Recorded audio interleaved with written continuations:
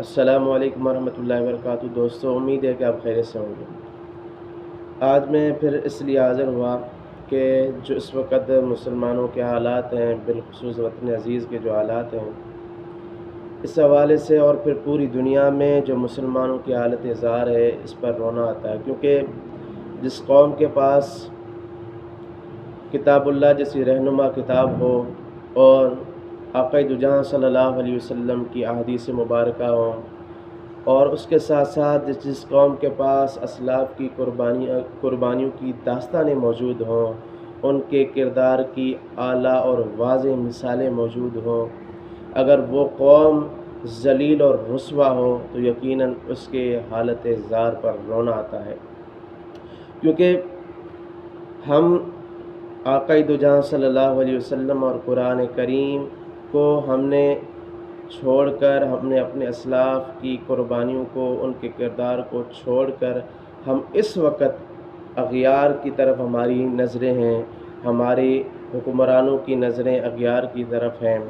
اور پوری دنیا کے مسلمانوں کو ملا لیں تو وہ کہیں نہ کہیں ان کے تعلقات اغیار کے ساتھ اس طرح جڑے ہیں کہ وہ صرف یہ کہ ہمارے تعلقات بنے رہیں، اور پھر ہم جو ہے وہ ان کے شر سے، یا تو شر سے بچنے کے لیے ہیں، یا تو جو ہے وہ مسلمانوں کی آپس میں نا اتفاقیاں اس طرح بڑھ گئی ہیں کہ کشمیر پر ظلم ہو رہا ہے، برما پر، شام پر، فلسطین پر، مگر کوئی آواز اٹھانے والا نہیں ہے۔ آج اگر ہم اپنے مسلمانوں کو دیکھتے ہیں، وہ اسرائیل کے ساتھ گٹھ جوڑ کرنے کے لیے ان سے ہاتھ تو ملا رہے ہیں، مگر فلسطین کے لیے آواز نہیں اٹھا رہے، جہاں ہماری مائیں بہنیں، ہمارے بھائی، ہمارے بچے جن پر ظلم ہو رہا ہے، ان کے لیے آواز نہیں اٹھا رہے، کیونکہ ایسی قوم جس کے پاس قرآن کریم جیسی کتاب رہنمائی کرنے والی ہو، اور آقا دو جہاں صلی اللہ علیہ وسلم کی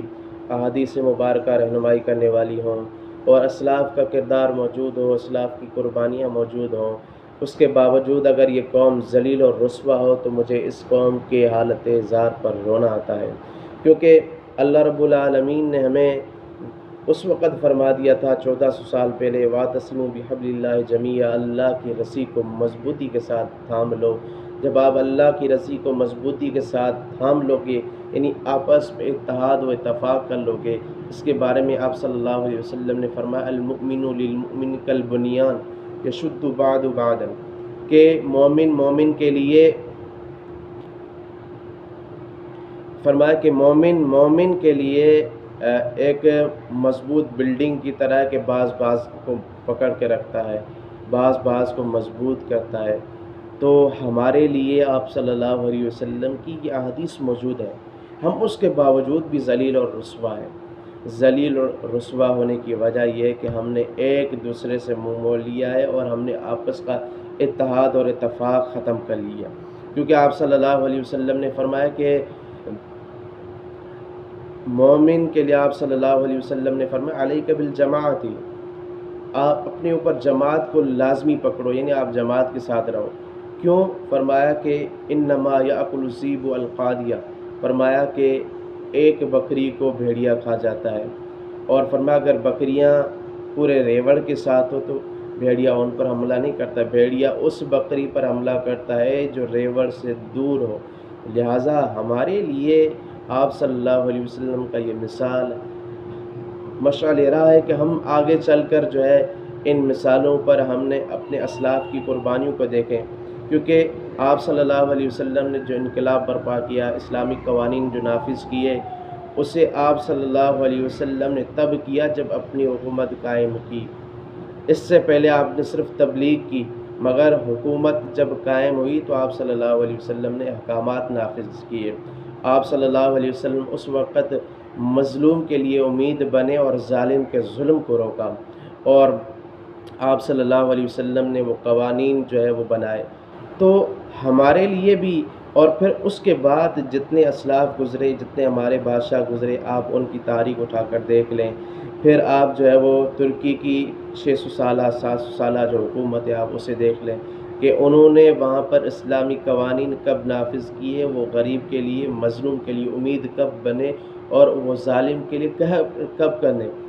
تو آپ ان مثالوں کو دیکھیں کہ وہ کب بنے، جب انہوں نے اپنی ایک مضبوط ریاست بنائی، اور ایسے لوگ تیار کیے جو ملک قوم کے لیے جان قربان کرنے کے لیے ہمہ وقت تیار تھے۔ تو اس وقت جو ہمارے ملک کی حالت زار ہے کہ ایک ہوس کا بھیڑیا اترتا ہی نہیں، دوسرا جو ہے وہ اقتدار کی کرسی پر جو ہے وہ بیٹھ جاتا ہے۔ لہٰذا ہمیں یک قوم ہو کر یہ فیصلہ کرنا ہوگا کہ ہمارے جو وطن عزیز ملک پاکستان ہے اس کو چلانے کے لیے کس طرح کے 70 سال سے جو لوگ آئے، اور جو درمیان میں اچھے لوگ بھی تھے برے بھی تھے، پھر آپ اچھے لوگوں کی بھی ہسٹری دیکھیں، برے لوگوں کی بھی ہسٹری دیکھیں کہ کس طرح ہمارے آشیانے کو، ہمارے وطن کو، ہمارے گلشن کو انہوں نے برباد کرنے کی کوشش کی، اور اس وقت کی جا رہی ہے۔ اس وقت جتنی بھی کوشش، یہ ڈرامے باز، یہ اداکار جتنے بھی بیٹھے ہوئے ہیں، آپ کو یہ میٹنگیں، یہ اجلاس کرتے ہوئے نظر آ رہے ہیں، تو یہ صرف اقتدار کی ہوس ہے اور کچھ بھی نہیں۔ ہمیں چاہیے کہ ہم یک قوم ہو کر وہ سوچیں کہ جو ہمارے لیے، ہمارے مستقبل کے لیے، ہمارے ملک کے لیے، ہمارے بچوں کے مستقبل کے لیے اچھا ہو۔ میں امید کرتا ہوں کہ آپ اس میرے پیغام کو آگے بھی بڑھائیں گے، اور ایک جو ہے وہ اس ملک کا بیٹا ہونے کا ثبوت بھی دو گے کہ آپ اس پر بھی عمل کرو گے کہ آپ کے ماتحت جتنے بھی لوگ ہیں، آپ کے ساتھ اٹھنے بیٹھنے والے، آپ کی بات سننے والے، آپ یہ ان تک بھی پیغام پہنچائیں گے، اور آپ اپنا ذاتی جو ہے وہ پیغام دو گے کہ میرے ملک کے لیے، میرے وطن کے لیے، میرے گلشن کے لیے ہمیں کیا کوششیں کرنی چاہیے، اور ہمیں اس کو آباد کرنے کے لیے کیا کوششیں کرنی چاہیے۔ اس کو برباد کرنے والوں کو اللہ رب العالمین عقل سلیم دے، کیونکہ یاد رکھیں میرا ملک، وطن عزیز ملک پاکستان، صالح علیہ السلام کی اونٹنی کی طرح ہے۔ جس نے بھی صالح علیہ السلام کی اونٹنی کے پاؤں کاٹے یا پاؤں کاٹنے میں راضی تھے، کائنات کے رب نے سب پر عذاب نازل کر دیا، اور تیسرے وہ قسم کے لوگ تھے جو خاموش تھے۔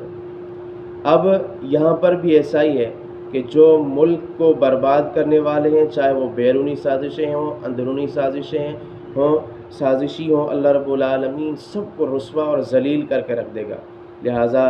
ہمارے خاموش ہونے میں بھی ہم پر عذاب نازل ہو سکتا ہے۔ تو اللہ تعالی ہمیں اس ملک کے ساتھ